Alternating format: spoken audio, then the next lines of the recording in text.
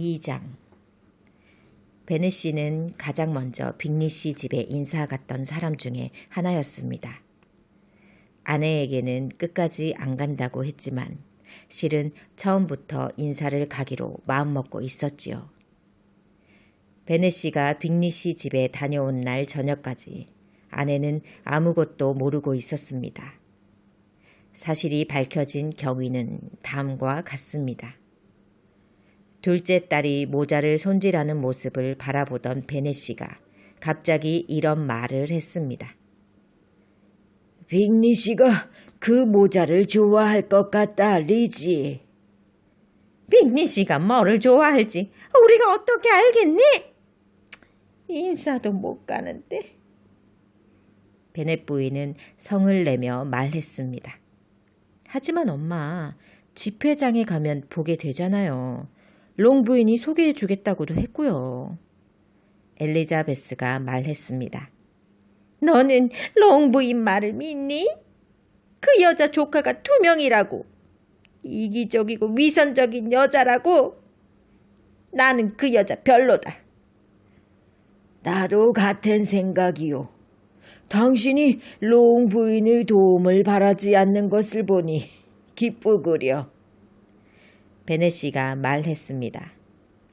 베넷 부인은 남편 말을 애써 무시했지만 화를 참지 못하고 딸내미 하나를 야단치기 시작했습니다. 기침 좀 그만해라, 키티. 제발 부탁이야. 내가 얼마나 신경이 예민한 사람인데 신경을 긁다 못해 갈기 찢어놓는구나. 키티는 기침하기 전에 신중하게 생각하고 해라.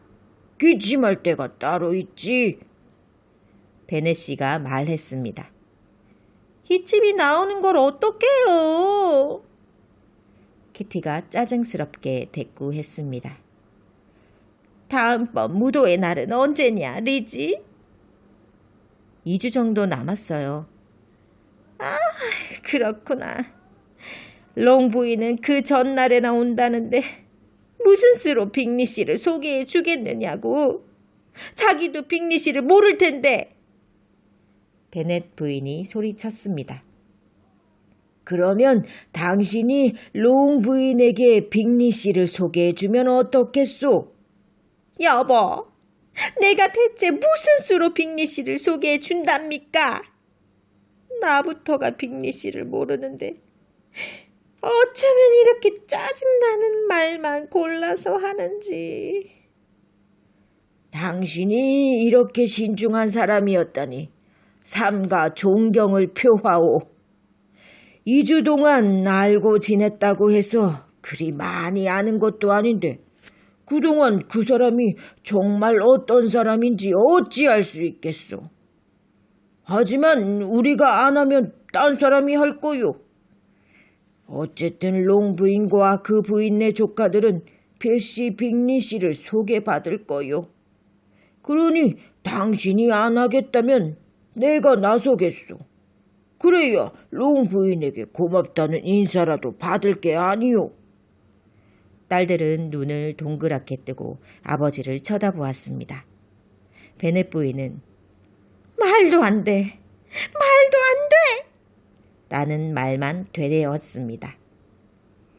대체 뭐가 그리 말이 안 된다는 거요? 하고 베넷 씨가 소리쳤습니다. 소개의 절차가 말도 안 된다는 뜻이요? 아니면 소개의 절차를 그토록 중시하는 것이 말도 안 된다는 뜻이요?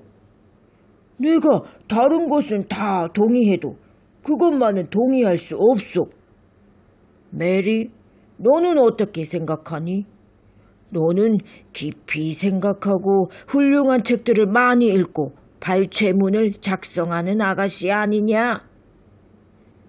메리는 뭔가 아주 분별 있는 말을 하고 싶었지만 무슨 말을 해야 할지 몰랐습니다. 메리가 생각을 정리하는 동안 빅리 씨 이야기로 돌아가 봅시다. 베넷 씨가 말을 이었습니다. 빅리 씨라면 이제 지긋지긋해요. 베넷 부인이 소리쳤습니다. 그런 말을 들을 줄은 몰랐는데 유감이요. 그럼 왜 진작 그렇게 말하지 않았소? 오늘 아침에만 알았어도 빅리 씨를 찾아가는 일은 없었을 텐데 말이요. 정말 안 됐구려. 하지만 빅리 씨를 이미 찾아가서 인사를 했으니 이제 와서 물을 수도 없고. 식구들의 놀라움은 베넷 씨가 기대했던 대로였습니다. 누구보다 놀란 것은 베넷 부인인 것 같았고요. 그러나 한바탕 기뻐 날뛰고 난 베넷 부인은 자기가 진즉부터 그럴 줄 알았다는 것이었습니다. 정말 좋은 일을 하셨네요, 여보. 하지만 당신이 결국 내 말대로 할 줄 알았어요. 당신이 애들을 얼마나 사랑하는데 그런 사람과 알고 지낼 기회를 흘려버릴 리가 있겠어요? 기분이 너무 좋네요. 그런데 당신 참 능청이요. 오늘 아침에 갔다 왔으면서 지금까지 한마디도 안 하다니. 자, 키티. 이제는 실컷 기침을 해도 되겠다. 아내의 호들갑에 지친 베넷 씨는 이렇게 말하며 자리를 떴습니다. 얼마나 훌륭한 아버지시냐. 아버지의 은혜를 너희가 무슨 수로 갚겠니? 어머니의 은혜도 마찬가지다만 우리 나이가 되면 날마다 새로운 사람을 만나 인사하는 일이 그리 즐거운 일은 아니란다. 그렇지만 너희를 위해서라면 너희 아버지와 나는 못할 일이 없다. 리디야, 너는 나이는 제일 어리지만 다음번 무도회에서 빅리 씨는 분명 너랑 춤을 출 게다. 문이 닫히자 베넷 부인이 말했습니다. 그럼 당연하지. 나는 나이는 제일 어려도 키는 제일 커. 리디아가 기세 좋게 말했습니다. 남은 저녁 시간 동안 나머지 사람들은 빅리 씨가 언제쯤 답방을 올지 추측해 보았고 빅리 씨를 언제쯤 식사에 초대할지 결정했습니다.